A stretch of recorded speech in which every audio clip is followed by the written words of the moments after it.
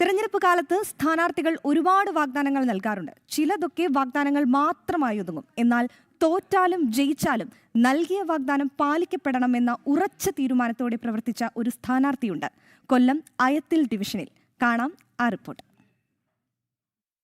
ഇക്കഴിഞ്ഞ തദ്ദേശ തെരഞ്ഞെടുപ്പിൽ സ്ഥാനാർത്ഥിയായി മത്സരിക്കുമ്പോഴാണ് 90 വയസ്സുള്ള ഒരമ്മ ഉൾപ്പെടെ 4 അമ്മമാരും കുട്ടിയും അടങ്ങുന്ന കുടുംബത്തിന്റെ ദുരിതം രജനി നേരിട്ട് കാണുന്നത്. അന്ന് അവിടെ വെച്ച് അവർക്ക് നൽകിയ വാക്കാണ് മഴയും വെയിലും ഏൽക്കാതെ കയറിക്കിടക്കാനൊരു വീടെന്നത്. തിരഞ്ഞെടുപ്പിൽ തോറ്റു. എങ്കിലും ആ വാക്കിൽ നിന്നും രജനി പിന്നോട്ടു പോയില്ല.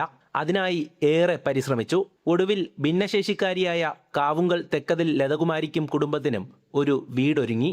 BJP കിളിക്കൊല്ലൂർ മണ്ഡലം കമ്മിറ്റിയുടെ നേതൃത്വത്തിലാണ് സൗകര്യപ്രദമാർന്ന വീട് നിർമ്മിച്ചു നൽകിയത്. വീടിന്റെ താക്കോൽദാനം BJP കൊല്ലം വെസ്റ്റ് ജില്ലാ പ്രസിഡന്റ് S പ്രശാന്ത് നിർവഹിച്ചു.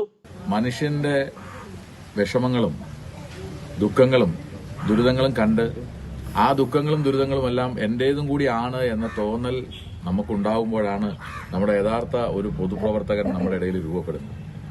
അതുകൊണ്ട് തന്നെ ഇത്തരത്തിലുള്ള പ്രവർത്തനങ്ങൾക്ക് നേതൃത്വം കൊടുക്കുന്ന പാർട്ടി പ്രവർത്തകർ ഈ മാനവസേവ മാധവസേവ എന്ന് പറയുന്നത് പോലെ അവരെന്നും സമൂഹത്തിൽ മാതൃകയാകേണ്ട വ്യക്തിത്വങ്ങളാണ്. ഇനിയും അർഹതപ്പെട്ടവർക്കുള്ള സേവനങ്ങൾ തുടരുമെന്ന് BJP സ്ഥാനാർത്ഥിയായിരുന്ന രജനി പറഞ്ഞു. ജനസേവനവും ജനക്ഷേമവും വികസനവുമാണ് നമ്മൾ മുൻനിർത്തിക്കൊണ്ടുള്ളതാണ് നമ്മൾ മുന്നോട്ട് വെക്കുന്നത്, നമ്മൾ ചൂട് വെക്കുന്നത്. അതിന് നമുക്ക് ഏവർക്കും ഒരുമിച്ച് നിന്ന് പ്രയത്നിച്ച് എല്ലാവരും അർഹരായ കുടുംബങ്ങൾക്ക് അർഹതയുള്ള സംഭവങ്ങൾ നമുക്ക് ചെയ്യാൻ കഴിയട്ടെ എന്ന് ഈ അവസരത്തിൽ പറഞ്ഞുകൊണ്ട് എല്ലാവർക്കും നന്ദി അറിയിച്ചു.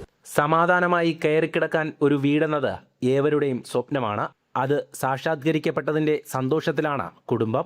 BJP സംസ്ഥാന വക്താവ് കേണൽ S ഡെന്നി, തിരുവനന്തപുരം മേഖലാ ജനറൽ സെക്രട്ടറി AG ശ്രീകുമാർ തുടങ്ങിയ നേതാക്കളും പ്രവർത്തകരും വീടിന്റെ താക്കോൽദാന ചടങ്ങിൽ പങ്കെടുത്തു. ജനം, കൊല്ലം.